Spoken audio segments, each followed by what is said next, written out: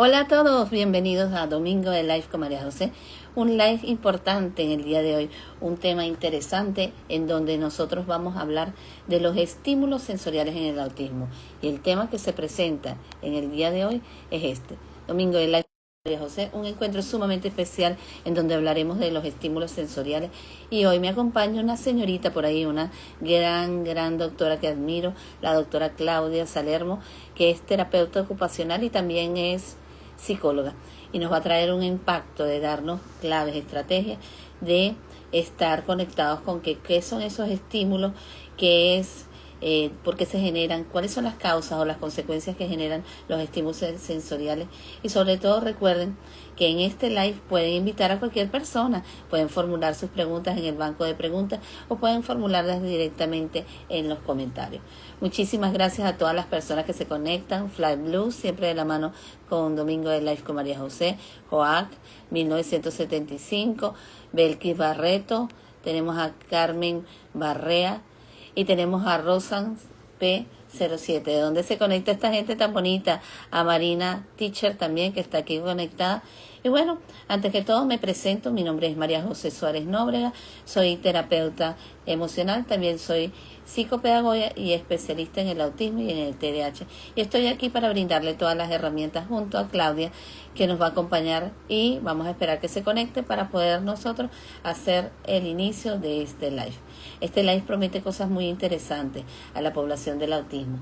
Cómo está la importancia de los estímulos sensoriales en el autismo, de qué manera puedo yo manejar los estímulos sensoriales en pro de esta población para canalizar algunas circunstancias en donde no se adaptan a situaciones, por ejemplo, en donde hay crisis, en donde también los factores pueden causar comportamientos disfuncionales, y de qué manera vamos a ver el autismo de una forma diferente. Los estímulos sensoriales en el autismo forman parte esencial en el trastorno. ¿Por qué? Porque todo lo que está alrededor de ellos es esencial y vital para ellos. Por ejemplo, tener el acondicionamiento de ruido, texturas a nivel gustativo, texturas a nivel táctil, crean un impacto en el cerebro de una persona con autismo. Y vamos a ver hoy con Claudia de qué manera podemos nosotros trabajar estos estímulos sensoriales y de qué forma nosotros vamos a impactar, de qué manera vamos a llegar al contexto de entender cómo estas situaciones sensoriales causan un gran impacto en la población. Saludos a Alejandra So, de donde se comunica. Aquí estamos en SPA, se unió también, que de donde se comunica. Muchísimas gracias, Alejandra 21, que está desde Madrid, gente tan bonita de todas partes del mundo que nos se unen en esta campaña de concientización y de armonización del autismo. Nosotros pasamos un mes anterior, el mes del autismo, de la concientización, y sin embargo seguimos concientizando en todos los temas de gran valor de esta población. Y hoy los estímulos sensoriales. ¿Qué ocurre con el impacto de aquellos ruidos, de aquellos sabores, de aquellas texturas? ¿Qué pasa en esta población con autismo?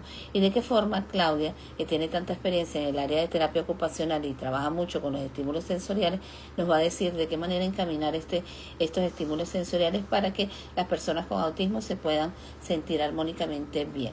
¿Ok? Tenemos a Jessica Mar 03, que está aquí conectada. Saludos. Y vamos a ver si por aquí veo a la invitada, todavía no se ha conectado. Y bueno, específicamente los 5 sentidos, cuando ellos se activan, qué pasa a una persona con autismo, cómo es el nivel de tolerancia, cómo es la forma de ellos actuar ante un timbre de una campana de una escuela, cuáles son los estímulos que causan un desbordamiento a nivel sensorial. Y sin darnos cuenta, nosotros vivimos en un espacio donde hay muchos estímulos sensoriales y nosotros no los sentimos, y ellos tienen más sensibilidad en este aspecto. Por eso vemos que hay personitas aquí que necesitan totalmente de ayudas, de apoyo. Y Claudia nos va a dar yo voy a dejar de compartir aquí para aceptar para buscar a Claudia aquí. Rosan está desde República Dominicana. Un gran saludo a Rosan. Y bueno, vamos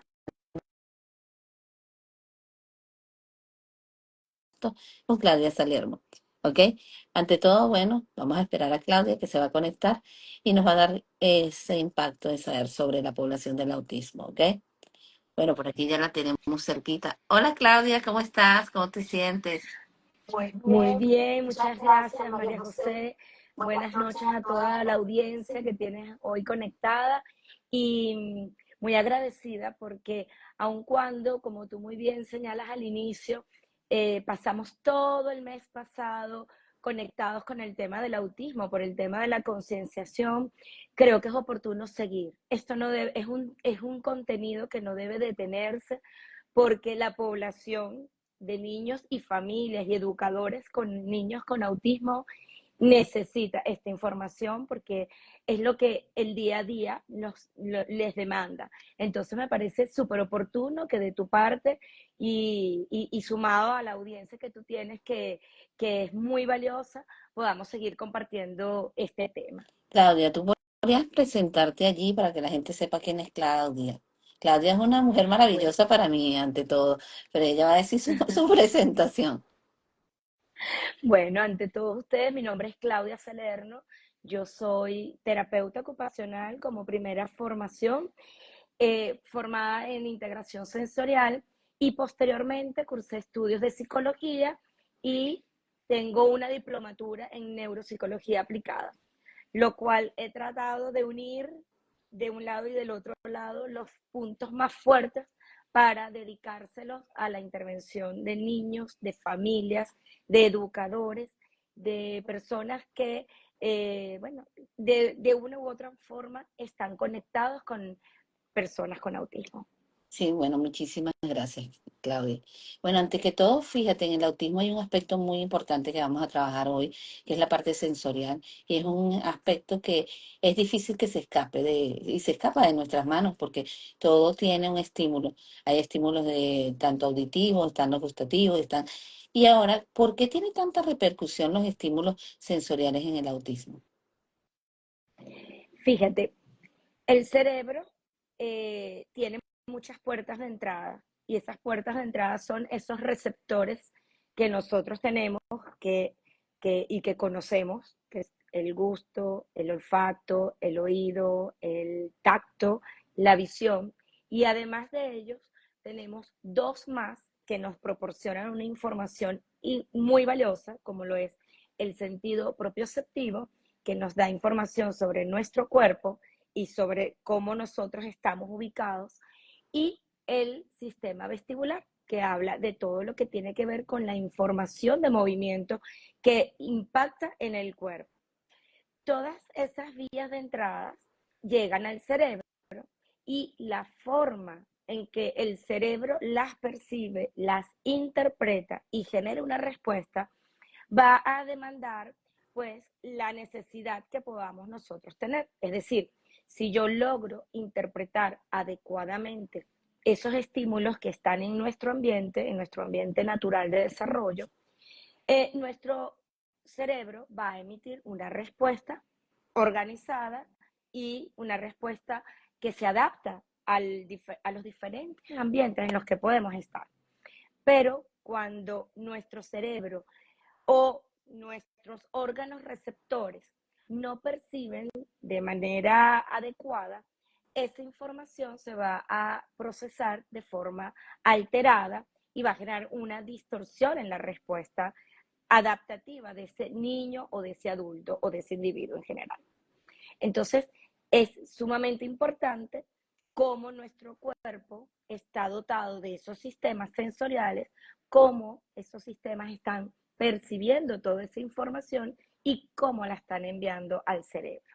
Exacto. Bueno, saludos a Gigi Net, que está conectada, también a Adriana Fresca. Un honor tenerte aquí, Adriana, también. Bueno, muchísimas cosas ocurren en la parte sensorial en el autismo y sobre todo la cierta dificultad que existe para la hipersensibilidad sensorial. Y vemos que estos niños, por ejemplo, se ven bastante angustiados e inclusive es una crisis para ellos tener sonidos, por lo menos de ruido, que sean fuertes o luces que sean muy brillantes o espacios que tengan unos olores muy fuertes también. Y también vemos que hasta a nivel alimenticio hay texturas que llaman la atención. Ahora, este tipo de alteraciones que presentan, ¿cuáles son las más comunes en el autismo? Mira, cuando hablamos de niños dentro o personas dentro del espectro, cada uno es único y cada uno tiene una respuesta adaptativa distinta y por supuesto, y una entrada sensorial diferente. Es decir, o sea, no hay un patrón, hay tendencias o hay perfiles que es lo que el terapeuta ocupacional logra identificar cuando está haciendo una evaluación.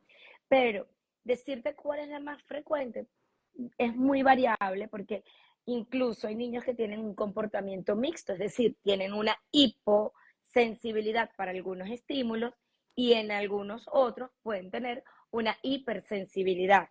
Entonces, dependiendo de cómo sea ese patrón o cuál es el sentido que está recibiendo esa información de una manera inadecuada, es que se va a producir una respuesta. Lo más común que podemos ver, digamos, desde el punto de vista en niños, es esa hipersensibilidad a los sonidos, al movimiento, a los estímulos luminosos o a los colores brillantes, eh, a los estímulos gustativos. Vemos que estos niños o estas personas en general van desarrollando ciertas restricciones en los estímulos gustativos. Todo eso puede presentarse en una etapa digamos, cuando aparecen los síntomas, pero con la intervención eso puede ir mejorando y puede ir generando pues mayor respuesta adaptativa a los ambientes. Pero claro, si hablamos solamente de cuáles son las características más predominantes, puede ser esto. Ok. Fíjate algo que mencionaste que me llama mucho la atención, que es esta parte, que los estímulos sensoriales no existe uno en específico o no existe un canal, porque cualquiera puede desencadenar un impacto en esta población, porque lo que existe es una hipersensibilidad, tanto en cualquier sentido, pues el olfativo, el gustativo, ese tipo de cosas, y vemos que a veces se nos escapa, y a ti se te debe haber escapado alguna vez en consulta, de lo mínimo puede generar una crisis en el autismo. ¿En qué sentido?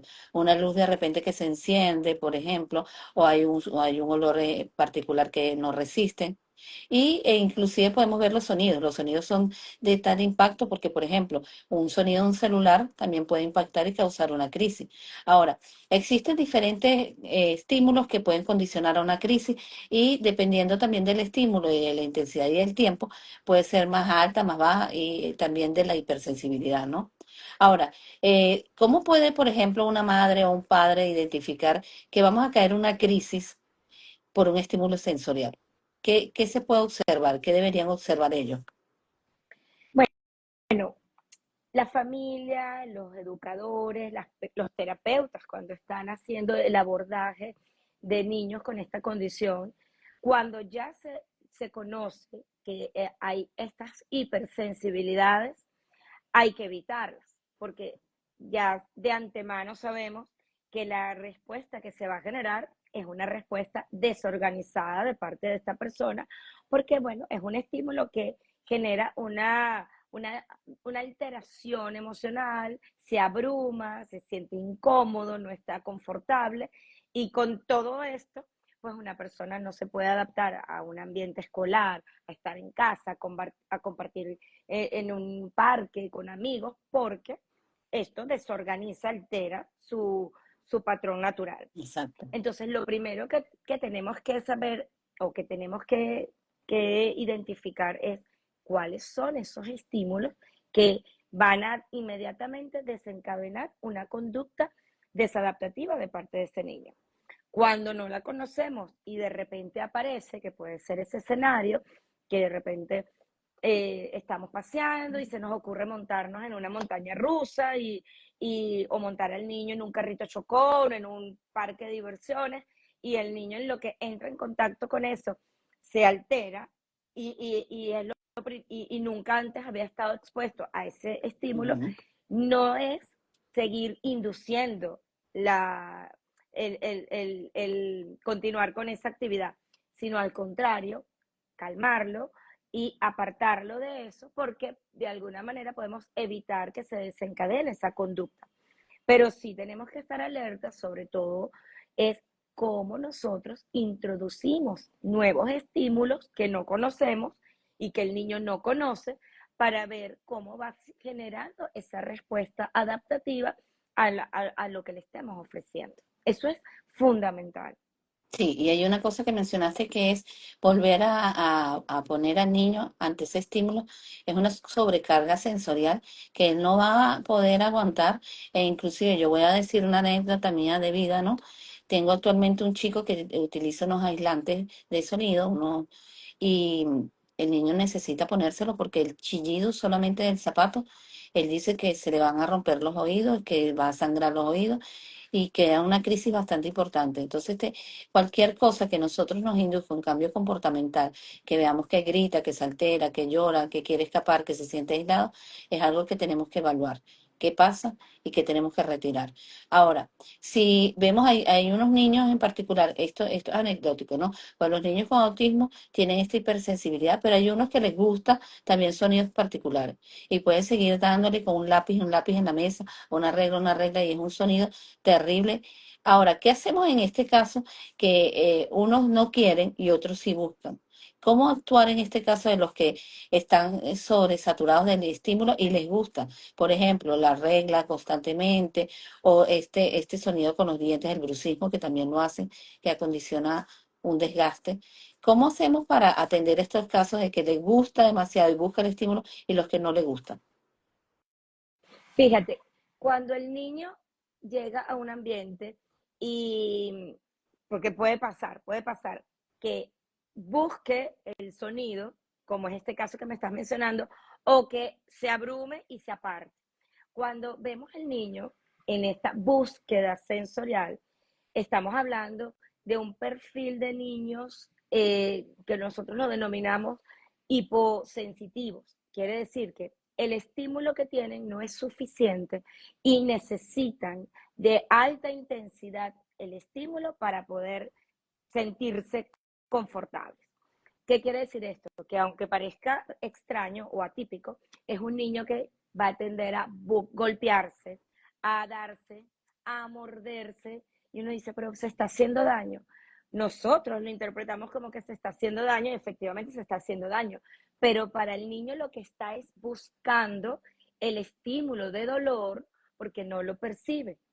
Entonces, ese mordisco o golpearse contra la pared o darse golpes frente a la pared o en el piso, está buscando una estimulación más intensa que le produzca el confort y de alguna manera lo va a regular. Entonces, de igual manera que en el anterior, nosotros tenemos que intervenir en esa situación. Primero, porque hay que protegerlos. En algunos casos, esta búsqueda de estímulos puede tener consecuencias importantes en el niño, porque no mide peligro, porque es un niño que va desenfrenado hacia la búsqueda de ese estímulo, se monta, por ejemplo, en un estímulo con mucha fuerza, con mucha energía, y si no le brindamos seguridad, pues este niño se puede lesionar de alguna manera. Entonces, igual que en el otro, nosotros tenemos que controlar esa entrada sensorial. Bien. Hay que favorecer en algunos casos ciertas estimulaciones que sean intensas, pero conforme vamos graduando para que el niño pueda tener una respuesta adaptativa. Ok. Igualmente, como familia, tenemos que actuar en los dos casos, generando un ambiente que el niño le genere confort y una figura que esté acompañando esa información sensorial que el niño está percibiendo, que vaya a actuar como un corregulador. Eso es fundamental. También. Tanto en uno como en otro, el adulto, la maestra, el papá, el hermano, el amigo, todos tenemos que corregular esas conductas. Eso es fundamental. Sí, hay una cosa que también yo observo, por ejemplo, cuando hay niños con autismo que les gusta algo en especial, por ejemplo, a un chico con autismo le llaman la atención y ellos suelen morderse. Eso es como también un estímulo de que les gusta, que les agrada, pero al mismo tiempo se están lastimando. Y ahí es cuando yo hablo de la controversia de que él le gusta, pero se está lastimando. Es decir, no es positivo. Él podría de repente hacer un ruido o de repente a tocar a la persona, pero el lastimarse trae una consecución de que primero no tiene umbral de dolor. Y segundo, él no sabe hasta qué punto él puede llegar a tan desregularizado que está, puede llegar a un punto de dañar alguna parte del cuerpo, ¿no? Porque vemos también que estos niños cuando se muerden intensamente y constantemente se forman unos callos fuertes que también son duros para ellos, pues, porque es una dureza que maltrata. Ahora, en el caso de la sí. regulación, yo admiro mucho la figura del terapeuta ocupacional. ¿Por qué? Porque tiene un punto importante en este rol del autismo. ¿De qué manera es el papel fundamental que representas tú como terapeuta ocupacional en la ayuda sensorial del autismo? Bueno, fíjate, el terapeuta ocupacional tiene un rol fundamental. Primero, recibe a esa familia y debería de recibirla derivada por un neurólogo, que sea la persona que ya tenga emitido el diagnóstico del niño y que derive a este niño junto con su familia a una intervención especializada. Cuando hablamos de que el paciente ya llega al especialista, al terapeuta ocupacional en este caso, es muy importante que las familias se aseguren de que ese especialista esté formado en integración sensorial. ¿Por Okay. qué? Porque el terapeuta ocupacional tiene una amplitud de conocimientos que van desde la infancia hasta la geriatría. Sin embargo, la intervención de las alteraciones sensoriales requieren una formación particular que, bueno, quienes la reciben son quienes pueden hacer esa intervención. Eso es un punto importante. No cualquier terapeuta, no porque no pueda ni tenga la mejor intención, puede tratarlo, sino porque no tendrá las herramientas más oportunas y más efectivas para hacer esta intervención. Lo primero que tiene que hacer cualquier terapeuta es evaluar.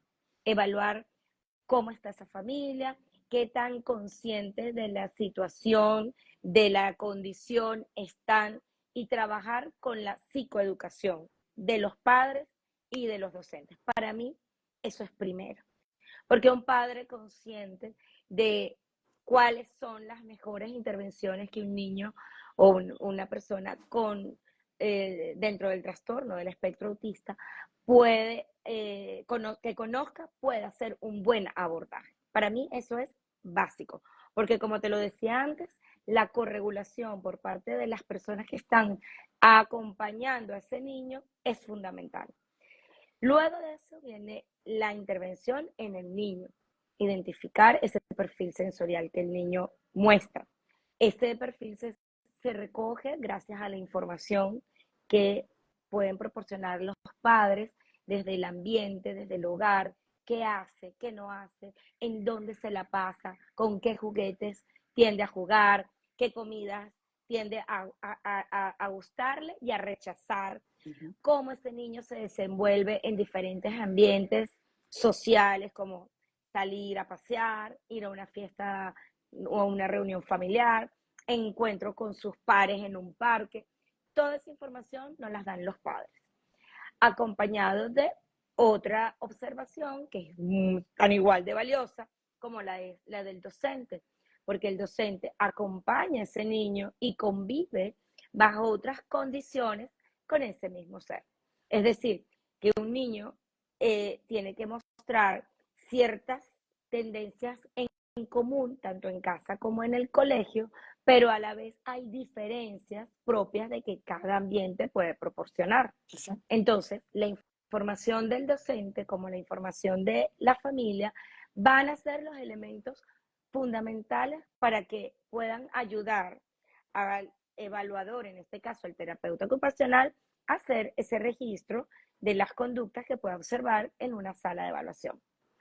Luego de que identificamos y tenemos definido cuál es ese perfil del niño, viene a desarrollar un plan de intervención conjunto, individualizado, entre docentes, familia y el especialista.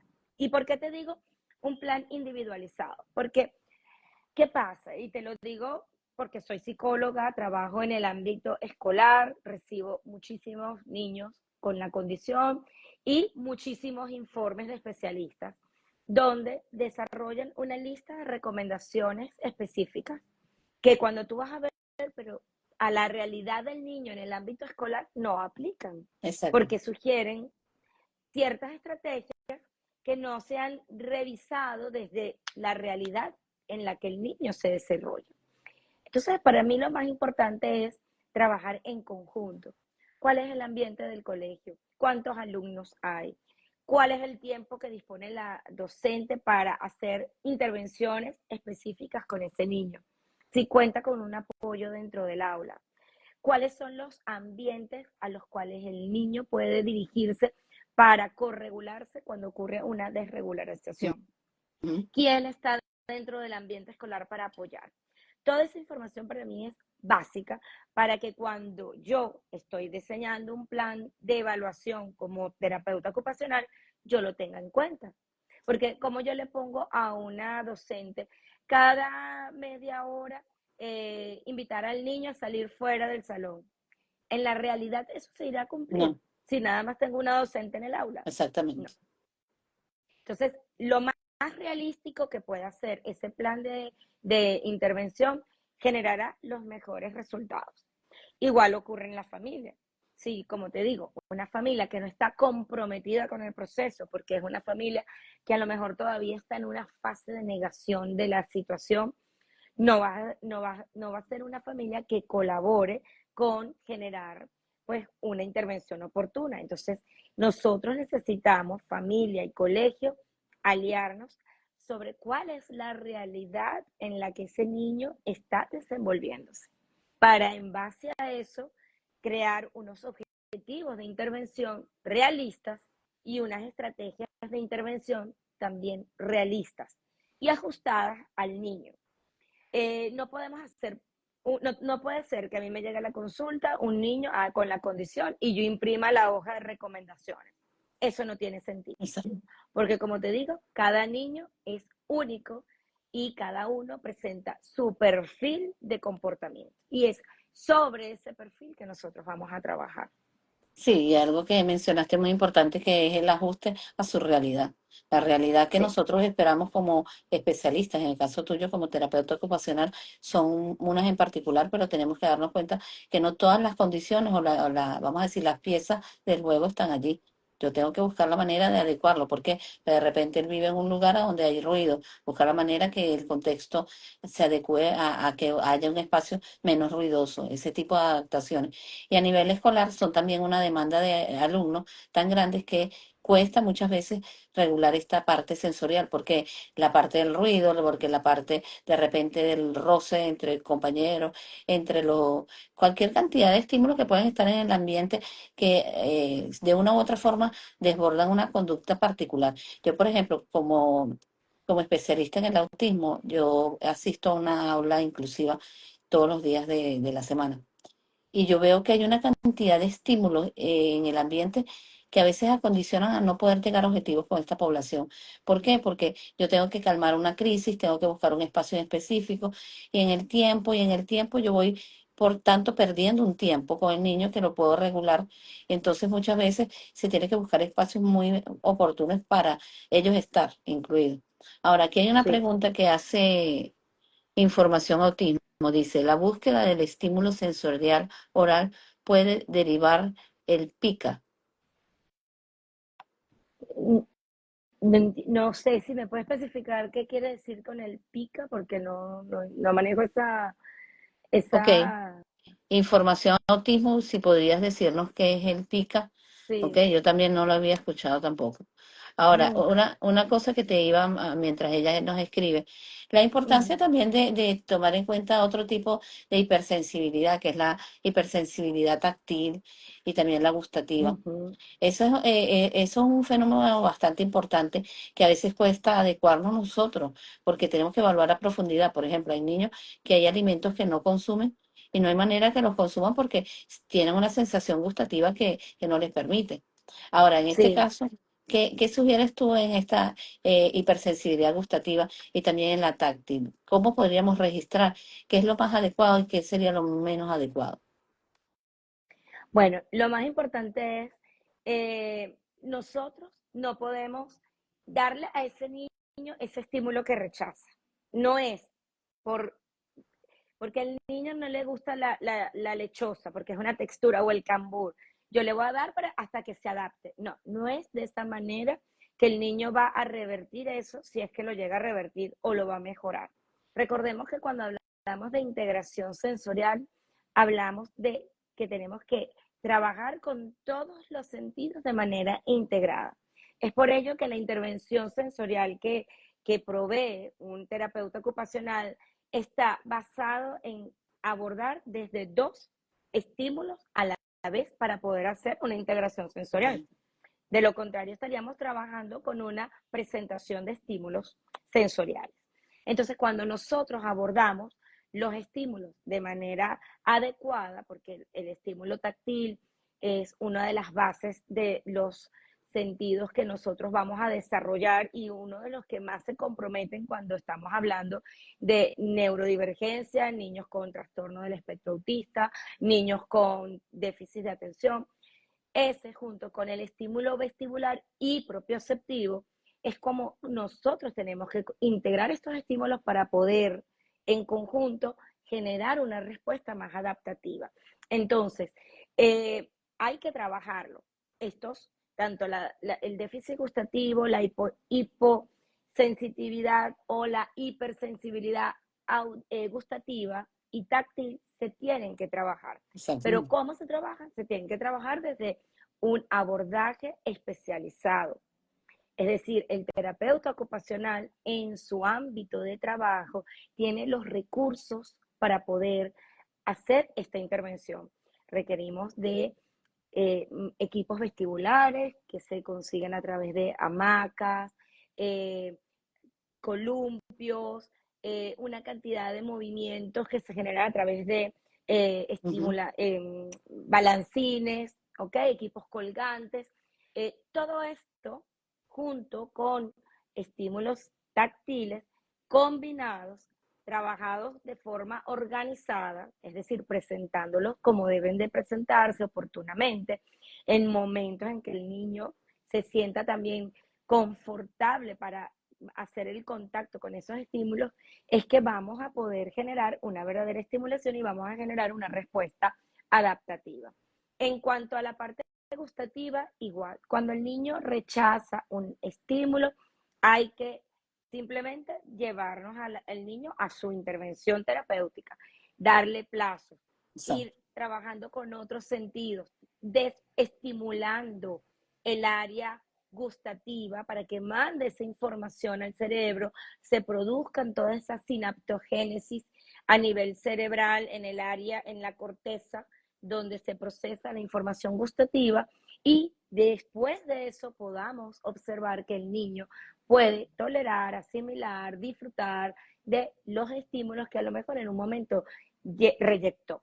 Ahora bien, puede que mejoren, puede que de la restricción de alimentos podamos tener una amplitud nueva de nuevos alimentos que el niño ha ido incorporando, pero hay algunos que se mantendrán e incluso eso nos pasa a nosotros, o sea, de repente nosotros podemos tener alimentos que desde pequeños no consumimos porque nos gusta su textura, no nos gusta el sabor, no nos gusta el olfato de esos alimentos y al sol de hoy todavía los mantenemos con distancia. Pero hay muchos de los que podemos nosotros ir integrando. Sí, hay un detalle Creo también. que Sí, aquí ya si ella la nos dijo la persona que tenía pregunta. la pregunta, Sí, pero quería hacer ajá, un insight aquí, porque en esta parte que tú estás hablando de lo que es la parte sensitiva gustativa, es algo importante tomar en consideración que es un tiempo y algo y también que en la inflexibilidad cognitiva que existe en el autismo hay una cuestión que es comer alimentos por particular. Primero comen esto, después comen esto, comen esto. ¿Y qué pasa cuando hay una sustancia que no les gusta? Nosotros no podemos agarrar y poner la misma cantidad tiene que ser la menor cantidad para que se vaya adaptando. Y también cuando ya él existe, o por lo menos hay una crisis porque no le gusta algo comestible, buscar la manera de regularlo con algo ya sea táctil o otro estímulo que le permita alejar esa situación, porque si no caen en un conflicto. ¿Por qué? Porque rechazan, porque no les gusta, porque pueden hasta vomitar, porque pueda haber muchas conductas importantes. Aquí en esta pregunta, la búsqueda de los estímulos sensoriales oral pueden derivar del pica, y ella nos dice que el pica es como búsqueda constante de ingerir objetos no alimenticios. Ah, sí, sí, es muy normal. Ellos a veces, incluso la ropa, hay niños que se muerden los cuellitos, porque eso de alguna manera le está mandando, le está permitiendo registrar una información que es sensorialmente confortable Ujú, para ellos, satisfactoria para ellos. También puede ser el pitillo, los pitillos con los que tienen sus vasos tienden a morderlos. Hay mordedores, de hecho, ujú. que muchas veces son utilizados para corregular al niño. ¿Por qué? Porque es una vía de entrada, al igual como la vista, como el oído, como el tacto.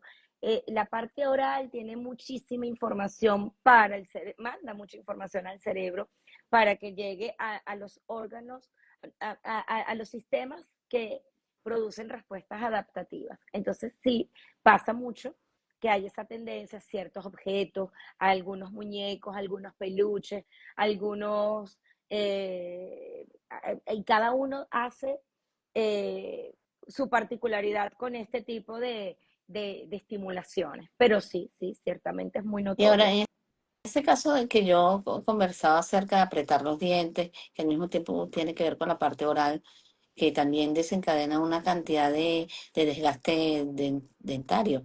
También se pudiera utilizar este tipo de adaptadores, seguro. Sí, bueno, hoy por hoy, afortunadamente en el mercado existe una amplia variedad de recursos que se pueden utilizar para cada uno de los sentidos. Hoy por hoy podemos tener en casa hamacas, balancines, toboganes, eh, las cobijitas de peso, los chalecos de peso. Podemos tener mordedores específicos que el niño puede utilizar en sustitución de el cuello o de Ujú. la manga o de su mismo cuerpo. Todos estos recursos son dependiendo de cada niño. Claro. Yo siempre se los digo, a veces nosotros nos tomamos un medicamento y uno necesita muchas dosis, otro no le hace nada. Así pasa con estos recursos. Hay niños que nosotros tenemos que evaluar muy bien cuáles son sus necesidades sensoriales y en función a sus necesidades sensoriales buscar los recursos que mejor se adapten. Por eso es que no es que, ay, me acaban de diagnosticar a mi niño con autismo y me voy a comprar de todo. Voy a tener una hamaca, voy a tener esto, porque a lo mejor tienes la hamaca en casa y tienes un niño que tiene una aversión al movimiento, que apenas se monta en la hamaca, te detona y empieza a llorar porque es hiposensible, es hipersensible, perdón. Y ese movimiento le produce una respuesta desorganizada. Sí. Entonces, Sí, es no muy tiene importante sentido. eso que dices de llevar un registro de qué es lo que es para él cómodo y lo que no es, porque muchas veces lo que trae es una irritabilidad grandísima a nivel neurológico, en donde Total. el niño empieza a gritar y se empieza a autoagredir, que no tiene control de sí mismo. Aquí Ujú. Información Autismo también me dice que en mi caso trabajo con acompañante terapéutico dentro del aula y mi acompañado busca ingerir constantemente objetos como tierra, pegamentos, témperas, etcétera. ¿Ok? Ujú. Eso pasa. Eso pasa. Por eso, estos collares que tienen formas incluso infantiles Ujú, pueden utilizarse como recurso porque es como un collar que tiene aquí pendiendo este material que es un silicón que es masticable. Lo puede usar el niño, o sea, se puede utilizar en sustitución de lo que el niño normalmente se lleva a la boca, se puede utilizar. También, eso es un niño que habla de mucha necesidad oral y ujú. esa necesidad también se tiene que trabajar o se puede trabajar a través de unos pitillos que tienen ciertas graduaciones en la succión. Es decir, hay pitillos que tú apenas succionas, inmediatamente te llega el alimento. Ujú, Hay o el líquido. Hay otros donde tú requieres ujú, de mayor succión y ese esfuerzo ayuda a regular al niño. Entonces, ujú. hay muchos recursos, puede ser puede ser esos vasos específicos que tienen unas, sí, como una especie de pitillos para succionar que son muy fuertes, que al dificultar la succión llevan al niño a hacer mucho esfuerzo y ese esfuerzo los regula. Ok. Hay otros donde no puede, tiene que ser muy fluido porque son de búsquedas muy inmediatas. Entonces, bueno, dependiendo del caso, estos recursos pueden ser válidos, pero ciertamente pasa como tal cual lo describe, de hacer una búsqueda de cosas que para nosotros pueden ser desagradables, pero para el niño en ese momento están proporcionando satisfacción o algún tipo de regulación. Ok, aquí hay un comentario de Alejandra So que dice, gracias por la información, desconocía la importancia de la estimulación sensorial y información autismo nos dice, en el DSM está como trastorno de alimentación. Sí, nosotros estamos hablando básicamente cuando esta característica está presente junto con otras características que están relacionadas con el trastorno del espectro autista. Pero sí, puede pasar sola. Ok, déjame ver aquí, hay otras informaciones. Alejandra So dice, los colores de los alimentos pueden utilizarse como estímulo sensorial.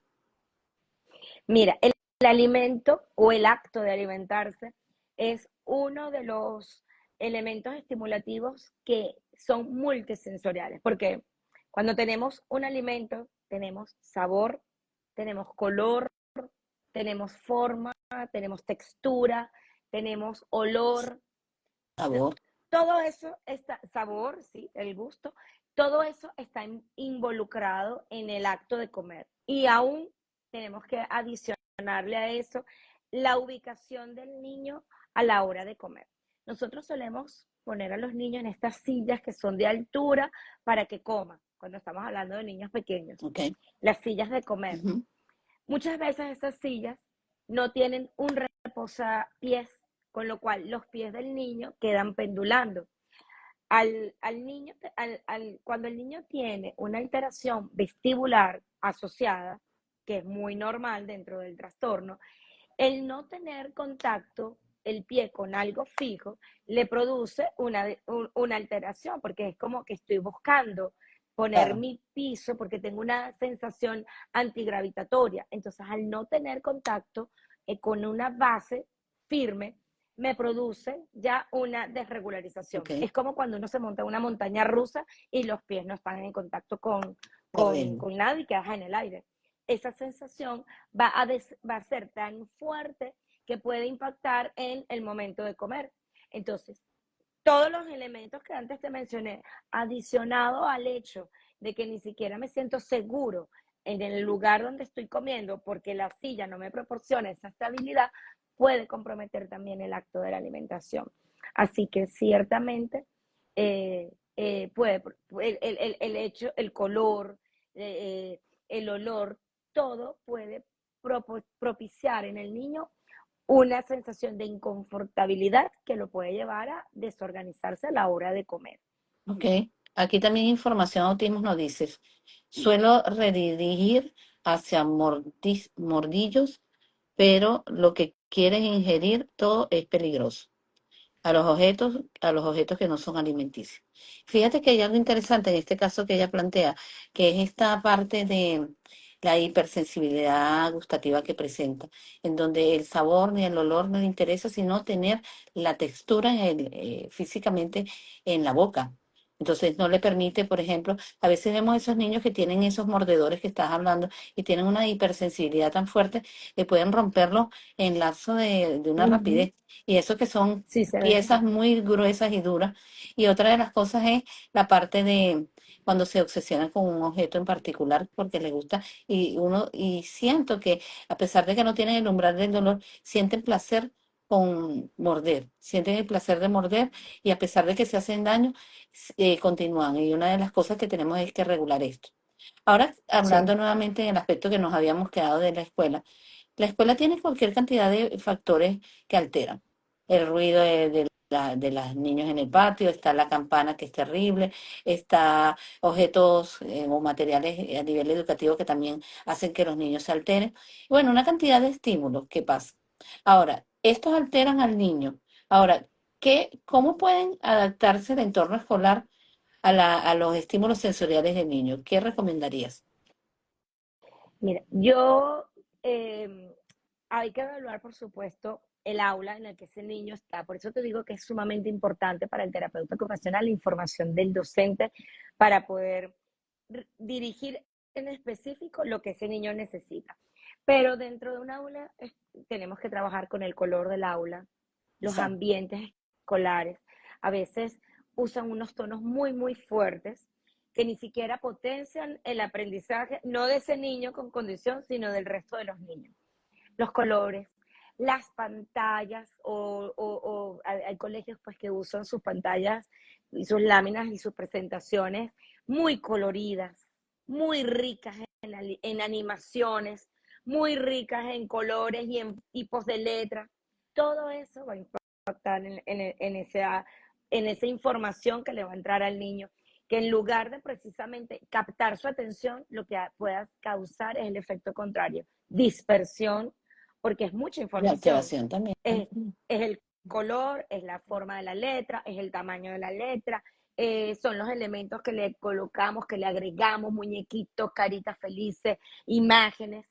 Mientras más hiperestimulado esté esa lámina, más efectos tendrá en el niño y Exacto. más tendrá el efecto contrario, porque generalmente el niño se va a perder o en el color o en la forma de la letra o en uno de los estímulos visuales que tiene allí y no va a generar el efecto de activar al niño para un aprendizaje, que es lo que uno busca. Exacto. Entonces, la presentación es fundamental, la presentación del contenido. Los estímulos que utilicemos, a veces habituamos al niño a que solo es pantalla, pantalla, pantalla. Tenemos que utilizar diferentes formas de dar una clase, utilizar todos los sentidos, el auditivo, el visual, el táctil, el gustativo, todo tiene que trabajarse dentro del aula, no solo para beneficio de ese niño con condición, sino para toda la clase, porque todos en uno u otro grado tienen sus necesidades, ¿ok? Entonces, son los ruidos externos a ese salón, cómo se controla el nivel de ruido. Si es un aula con mucho ruido, podemos usar los audífonos aislantes, ¿ok? Que van a reducir un poco, filtrar un poco esa fuente de estimulación auditiva para que el niño se sienta cómodo y no se abrume, que es lo que suele pasar. Que después de que un niño está abrumado por todos estos estímulos, el niño tiende a aislarse, a apartarse o se mete debajo de la mesa, huye corriendo. Todo eso lo podemos evitar controlando un poco la entrada auditiva, la entrada visual, como te digo, con todos los colores, con todos los estímulos que podamos tener. Mientras más limpia sea esa presentación, mientras usemos tonos que organicen la conducta, que son esos tonos entre cálidos con brillantes Ujú. combinados. O sea, es una combinación. No puede ser muy pálida toda, ni colores 100% cálidos, porque llega a un punto en donde el niño deja de percibir el objeto que tú quieres resaltar. Tiene Claro. que haber una combinación de colores. Estímulos auditivos tenemos que utilizar. Podemos utilizar a través de canciones en un tono en donde toda la clase se sienta confortable. Tenemos reductores del ruido cuando de repente, bueno, cerramos puertas, cerramos ventanas y hacemos el ambiente un poco más, nos sentamos todos uno al lado del otro. Son estrategias que se pueden usar para reducir un poquito el ruido externo que podamos tener en el aula. También es importante, pues, el movimiento, Claro. del cual hemos hablado poco, pero es sumamente importante. Un niño no puede permanecer en la misma posición por más de 45 minutos, incluso menos. Entonces, es allí donde nosotros necesitamos activar el cuerpo también. invitar a ese niño a levantarse, a agacharse, a mover los brazos, a caminar dentro del aula, a salir del salón como una estrategia para una transición entre una aula y otra aula. Es decir, tenemos que valernos de muchos recursos sensoriales para trabajar tanto con el niño como con la clase y lograr minimizar todo aquello que en algún momento pueda causar esa inconfortabilidad con el ambiente y que por lo tanto va a impactar en el proceso de aprendizaje. Sí, y fíjate que hay un aspecto muy importante. Muchas veces se piensa que no debe existir estímulo y los estímulos tienen que existir. ¿Por qué? Porque el niño igual, como puede desenfocar una crisis grande por exceso de estímulos, el niño también lo puede hacer si no hay nada, porque se siente vacío. Porque ¿qué pasa? Por ejemplo, Así. una de las cosas con los audífonos que se ponen para aislar el sonido, muchas veces se piensa a nivel de docente o de cualquier persona que pasa alrededor de él, que esto es algo que le permite a él no escuchar ni interactuar ni entender nada. ¿Qué pasa con esto? Los niños llegan a entender lo que está pasando y pueden inducirse en las actividades escolares. Pero ¿qué ocurre? La hipersensibilidad es tan fuerte que ellos pueden captar todavía sonidos a pesar que los tienen. Entonces, no podemos engañarnos de que, bueno, esto es un aparato para que él se quede sin hacer nada.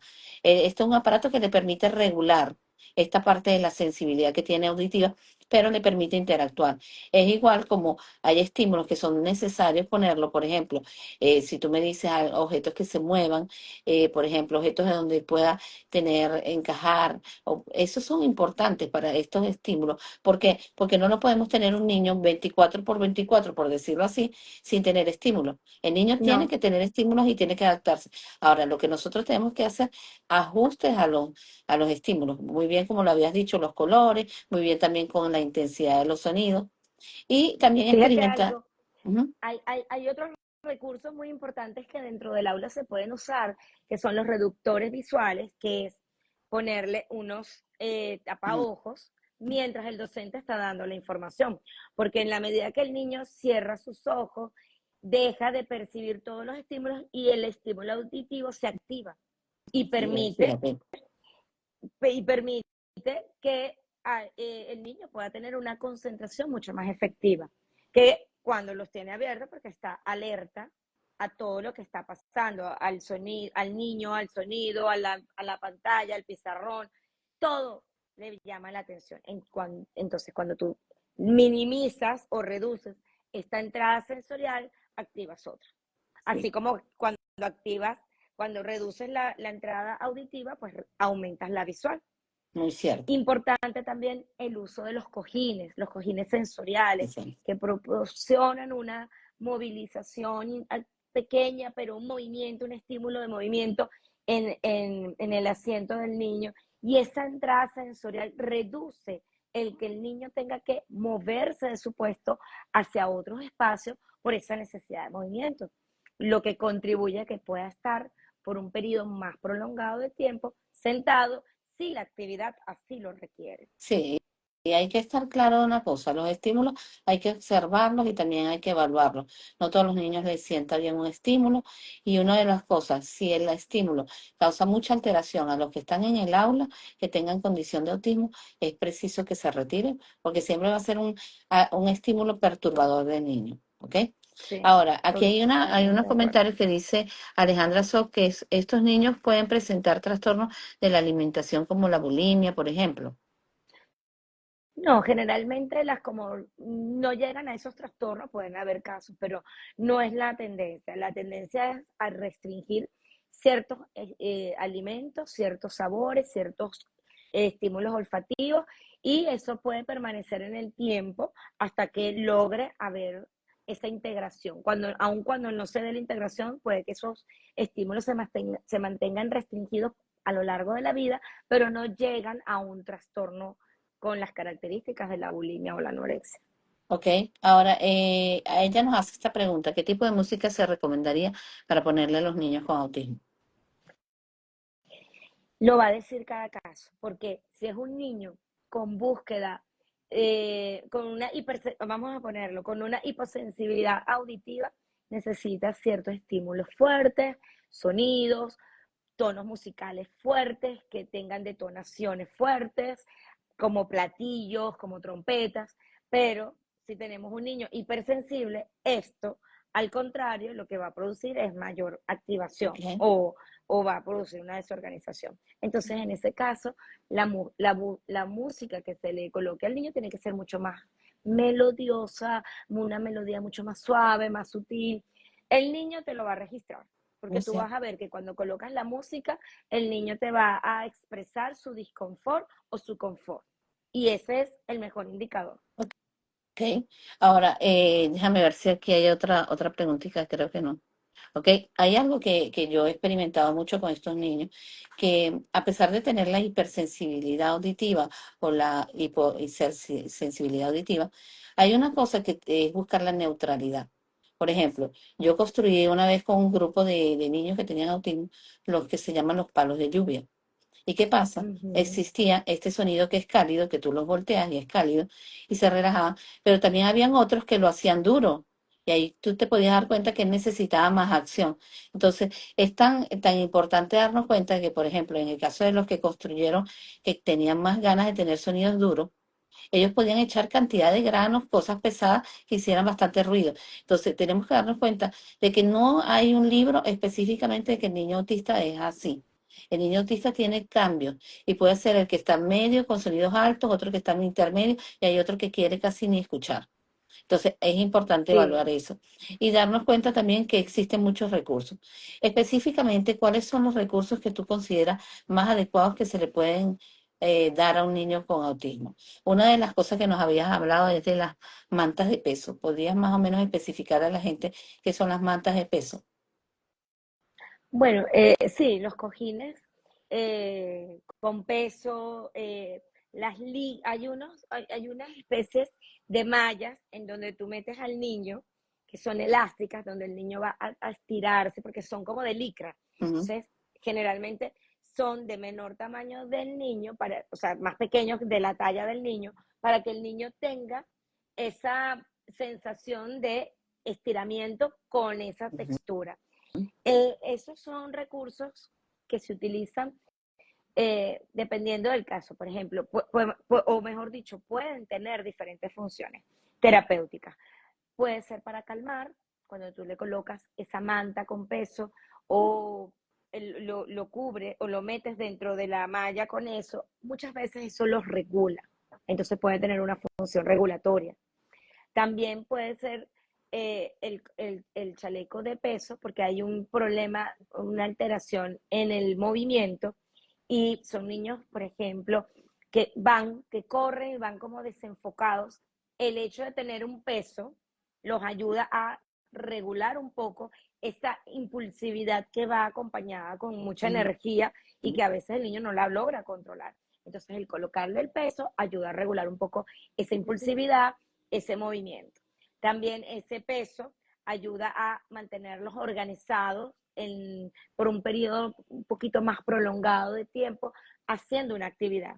Puede ser sentado, puede ser parado, pero los ayuda a permanecer más tiempo en ese sitio. Entonces, fíjate cómo un solo recurso puede tener muchas funciones Exactamente. y cada función tiene que tener como mucho criterio, porque esto tampoco son recursos que podemos usar. Ay, mira, yo escuché esto en un live y se lo voy a poner a mi hijo. No, esto Exacto. tiene que estar indicado por un terapeuta ocupacional que tenga los criterios para indicar si realmente lo podemos utilizar en esas condiciones o no.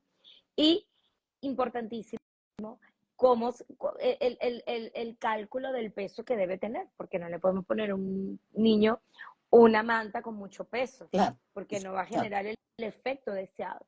Entonces, esos criterios también los tiene que proporcionar el terapeuta ocupacional según cada caso. Ok, y ahora si hablamos de los mordedores son unas piecitas que son duras, yo diría que son un plástico duro, que le permite a Mm, él manejar la parte sensitiva oral. ¿Ok? sí. ¿Cómo es ese regulador? Por ejemplo, yo sé que una de las ventajas que tiene es que tiene unas cuerdas muchos y ellos pueden cargar con él para arriba y para abajo. ¿Cuál es la función más importante de regulación de este aparato como tal? es eso, regular. El hecho de morder proporciona una información. Fíjate que tú estás mordiendo y estás sintiendo toda esa información a medida que tú muerdes, va llegando a nuestro cerebro. Y es lo que tú sabes que te da la información de que ya no queda alimento, de que estamos en la fase de transferir la comida después de morder. ¿Qué sucede? Que cuando utilizamos este tipo de recursos, los niños o pueden regularse de esa necesidad oral de movimiento y Ujú. de sensación, táctil también, porque esto también está mediado por el sistema, por el sistema táctil, o para poder ayudar a los niños a trabajar en la parte de glutoria, que también se ve comprometida muchas veces. Entonces, estos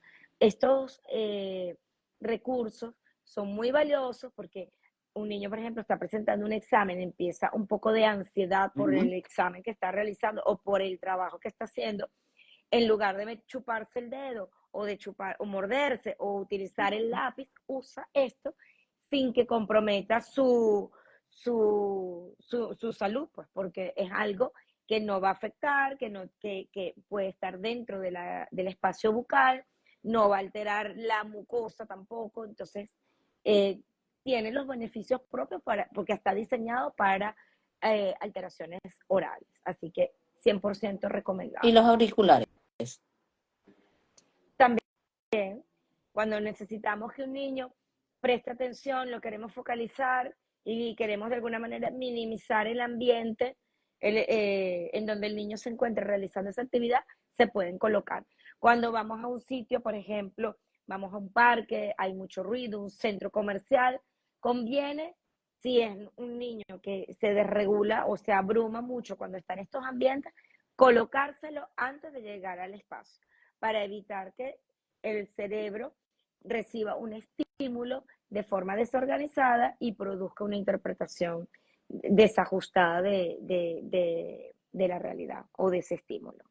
Ok, Claudia, bueno, el tiempo, el tiempo no se nos está acabando, pero quería saber si podíamos ir a una segunda parte, pero te tengo una pregunta final en esta parte. ¿Podríamos llegar a la segunda parte? Por supuesto, cuando quieras, yo abierta de compartir con profesores, con educadores, con terapeutas en otras áreas, porque está el terapeuta del lenguaje que también interviene en estos ambientes, el psicopedagogo, darles herramientas a todos para que puedan tener mayor efectividad a la hora de tener una intervención cuando tenemos a un niño con la condición. Así que con mucho Ok, gusto. muchísimas gracias. La pregunta que te iba a hacer era la siguiente, porque es una pregunta que recurrente me hicieron al poner este live. Eran, en una casa, por ejemplo, familiar, existe una cantidad de estímulos auditivos, puede ser olfativos, estímulos en general. ¿Qué opinas tú de buscar un espacio de aislamiento para estos niños para regularse? Bueno, eso debe ser parte del ABC de recomendaciones que debe tener todo papá o toda familia cuando tenemos un niño con la condición, porque sabemos que una de las cosas más frecuentes es la desregularización de ese niño. Y nosotros tenemos que tener, tanto en casa como en el colegio, un espacio de regulación. Hay espacios de regulación muy sofisticados. Tenemos unos tents que se usan como unas Ujú. especies de carpa que podemos tener en la casa, donde el niño tenga sus materiales que le proporcionan regulación y es un espacio donde el niño se le va de alguna manera a inducir a ir cuando sienta que se encuentra abrumado o bien sea por el ruido, o por las luces, o por el olfato que hay en la Ujú. casa. Es un espacio que se puede crear. Cuando por ejemplo, estamos en un lugar y no tenemos eso al alcance, pero el niño se abruma. Fuimos a visitar a un familiar y algo desreguló al niño. ¿Qué puedo hacer yo? Podemos invitar al niño a ir debajo de la mesa, que es un espacio protegido, donde el niño se puede sentar, donde yo puedo colocarle un cojín, invitarlo a un mantel por encima y ayudarlo a que el niño de alguna manera encuentre la regulación. Si estoy en el colegio, hoy por hoy todos los colegios deberían de contar con estos espacios, porque lo más probable es que en la mayoría de los colegios contemos con al menos un niño por aula eh, que requiera regularse en algún momento de su jornada escolar. Entonces el colegio lo debe de tener. Si no lo tiene, la invitación también es a tener la mesa, debajo de la mesa, que el niño se ubique, colocarle un cojín, que se siente. Si el niño cuenta con el cojín sensorial en el asiento, pues ese se puede llevar debajo de la mesa y sentarlo allí. Te estoy dando como que la estrategia más ideal ¿Ok? es que tengamos ese espacio en casa con todos los juguetes que al niño le gustan, con todos los Importante. recursos que al niño le satisfacen. Y el plan B, cuando me toca fuera de casa y no puedo tener esa carpita o ese espacio para que se regule. Pero de que hay que tenerlo, hay que tenerlo. Sí, Porque incluso nosotros en nuestra vida diaria necesitamos un momento de tener un espacio para organizarnos, para regularnos. exacto. Como adultos lo necesitamos, imaginémonos y pongámonos en los zapatos de los niños que también lo necesitan. Exactamente, y una de las cosas, un espacio y instrumentos necesarios que sean un SOS para este niño, porque el niño Tal, lo necesita. Y una de las comprensiones más importantes es que podemos saber que él tiene algún evento por un estímulo sensorial, pero no sabemos cómo es el contexto interno de estos niños que sufren con los estímulos sensoriales. Ahora, Claudia, ¿dónde podríamos conseguirte en las redes sociales? bueno, me pueden ubicar por mi cuenta Tops Bienestar. Bueno, me pueden hacer contactos a través de mensaje directo y con mucho gusto trataré de siempre responderles y de darles respuesta a sus inquietudes. Aquí Ok, estoy. Claudia, tú puedes anotarlo ahí en los comentarios mientras yo culmino aquí. Sí, Bueno, algo muy importante cómo en el no. día de hoy es comprender el mundo sensorial, es algo bastante complejo porque indica saber sobre estímulos táctiles, olfativos, auditivos, que pueden comprometer la vida de un niño con autismo. ¿Por qué? Porque este tipo de situaciones puede desencadenar una crisis, la cual a veces si no la sabemos manejar puede desencadenar también una cantidad de sensaciones que no son agradables para él y lo puede llevar a lo que se llamaría al aislamiento, aspecto que no quisiéramos que se logre. Algo importante, los estímulos siempre van a estar presentes, pero tenemos que buscar cómo y de qué manera usar los reguladores. Bueno, muchísimas gracias, Claudia. Nos vamos a ver una segunda parte. Yo le estaré informando aquí a las personas. Y bueno, para mí es un placer que me hayas acompañado, como siempre. Y bueno, a todas las personas conectadas, muchísimas gracias por habernos acompañado en un tema tan interesante. Gracias, María José, por esta oportunidad. Y mi mensaje final para todos los que nos están escuchando y todos los que vean este live es: el niño con condición es un libro abierto de información que solo necesita unas interpretaciones de parte de las personas que estamos alrededor de él para poder hacerles la vida más fácil, adaptada y de hacerles un mundo mucho más inclusivo. Así que, de verdad, eh, aprendamos poco a poco a conocernos. No hay un remedio, una receta única para trabajar con ellos. Cada uno tiene su receta particular. Así que bueno, Claro que sí. Muchísimas muchísimas gracias. gracias y a todas las preguntas que hicieron que fueron muy, muy, muy enriquecedoras. Bueno, un gran abrazo para ti, Claudia, y un abrazo muy receptivo para Gracias las igualmente personas que para están ti. aquí. Muchísimas gracias. Hasta Gracias. luego. Chao. Hasta